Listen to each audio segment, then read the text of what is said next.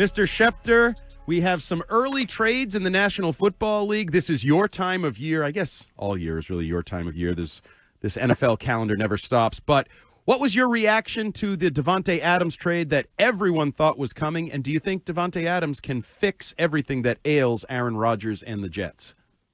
Well, I don't think he can fix everything, but it's certainly a step in the right direction here for them to go out and get a weapon like him. That's a good thing, I think.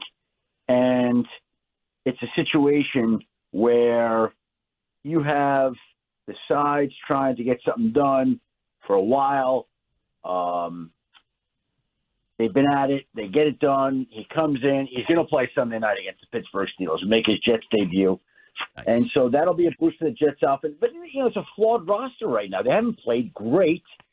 Can one wide receiver make that much of a difference? I think he's going to improve the team, absolutely.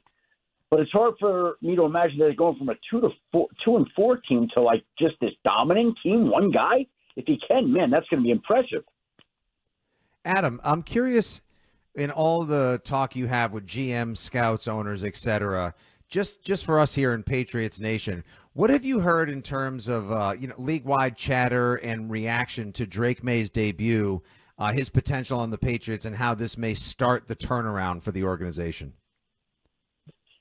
Well, again, I think we saw some of the skills that people knew about on Sunday, and there were a lot of good things you want to see. But when you see a rookie quarterback, you're always going to get things that he still has to work on, improve, grow into. But you saw the talent on display there, and he should get better each week he plays, ideally. I'm sure there'll be some setbacks along the way as well. But that talent was on display. If you talk to people there, they felt like he was the more dynamic quarterback in the summer. They just didn't want to subject him to the NFL defenses right away. They wanted to give him some time. They gave him some time. I think in a perfect world, they would have given him more time, but it wasn't a perfect world they were living in. And I think everybody that saw him play on Sunday, and we'll get to watch him this Sunday in London, could see the talent. And now you just want to see that continue to grow and improve. Adam, we see the Adams trade, we see the Amari Cooper trade, and I think from a Patriots perspective, fans look at it and say, I want my team to be in on a trade for a wide receiver. Do you think there's any chance, the one that I think a lot of fans have targeted is T. Higgins in Cincinnati? They haven't started the year the way they wanted. He's on the franchise tag, could hit free agency next year. Is there any chance a guy like T. Higgins, if the Bengals lose a couple more games, could get traded this year? Here's what I would say to that. Number one, it would be un-Bengal-like for them to make that kind of trade. I know they're 2-4 right now, but the schedule is, and I'm going to read it to you, at Cleveland, winnable. Home for Philadelphia, winnable. Home for Vegas, winnable. At Baltimore, tough. At the Chargers, tough. Bye. Finish home Pittsburgh, at Dallas, at Tennessee, home Cleveland, home Denver. It's not exactly a daunting schedule. Yeah. So trading T. Higgins would be an acknowledgement that you're giving up on the season. Yeah.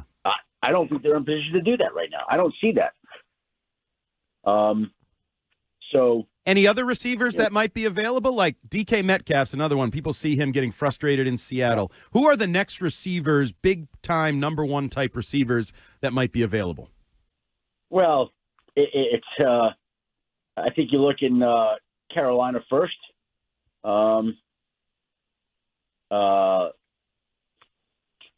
Carolina works. I'm just trying to think right now, like other receivers that have been out there that have been talked about. Carolina's the one, DeAndre Hopkins, if that interests you. I don't know how much interest there is in DeAndre Hopkins right now. Are you talking about for New England, or are you talking about in general? For New England, for there's this obviously theory that they need to get Drake Maye, a number one receiver, somehow, some way, whether that's free agency, the draft, or trade.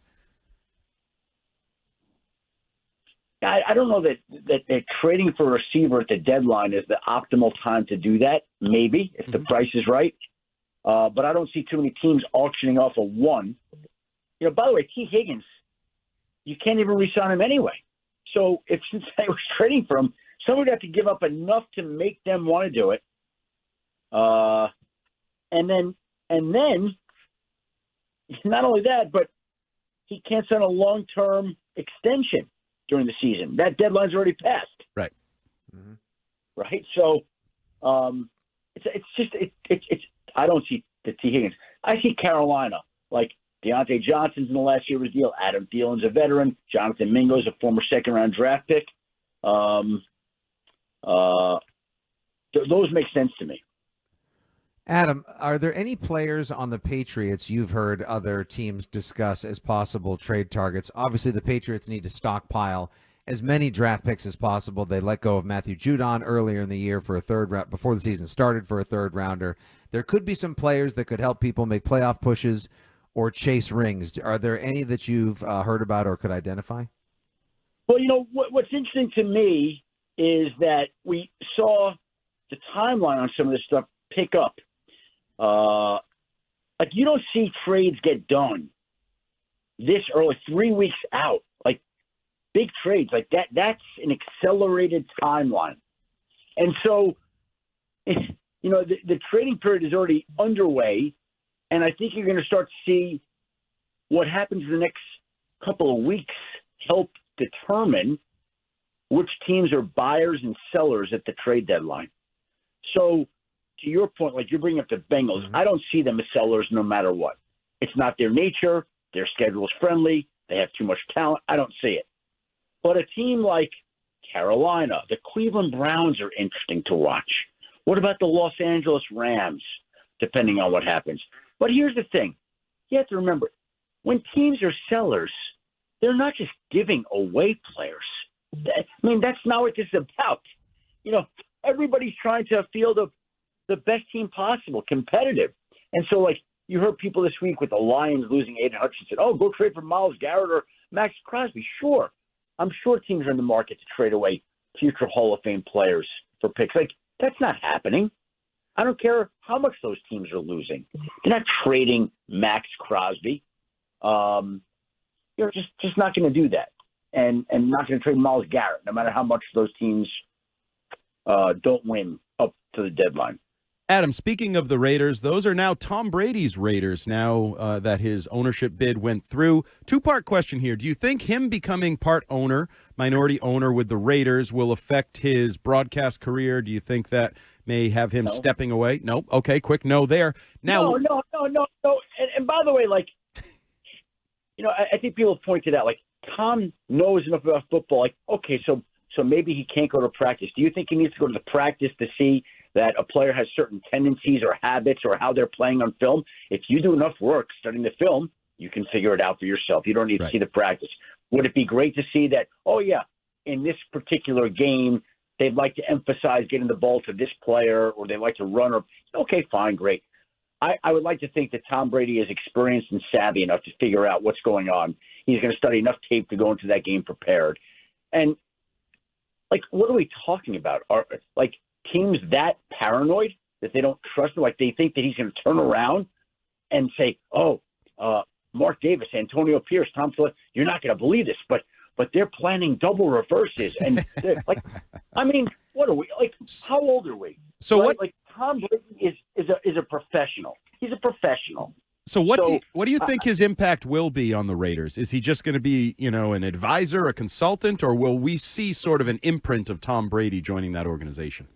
Well, Mark Davis talked yesterday how he wants to lean on Tom Brady for quarterback evaluations, to have Tom Brady work with the quarterback that they draft in 2025. It's no secret the Raiders want a quarterback. Now, I'll say this. As smart and savvy as Tom is, that doesn't mean that guarantees success. Like, again, I could think of having covered the Broncos, being in Denver, and John Elway, who was as good a quarterback as there was. He used his first few draft picks on quarterbacks. When he was picking quarterbacks, he chose Brock Osweiler. He chose Paxton Lynch. He bypassed Josh Allen, who he later said was his greatest regret as GM. So just because you played the quarterback at the highest of high levels doesn't mean that you could assess the quarterback market at the highest of high levels. There's a difference there. Now, do I think that Tom would be an invaluable asset to whichever quarterback the Raiders decide is the future? Absolutely. Why would you not want to hang around the greatest to do it and learn everything you can? But we don't know that Tom Brady is going to be able to identify the next great quarterback in the NFL. I don't know that. No, I don't think anybody knows that. He is Adam Schefter. He is a guy that knows everything in the National Football League. And based on our conversation, I'm going to go study the Panthers' depth chart and see if the Patriots can go down there and poach somebody from Carolina to make their team better. We will talk to Adam next Wednesday again at 3:45. Adam, thanks for joining us. Appreciate it. Thank you very much, Andy and Nick. Have a great day.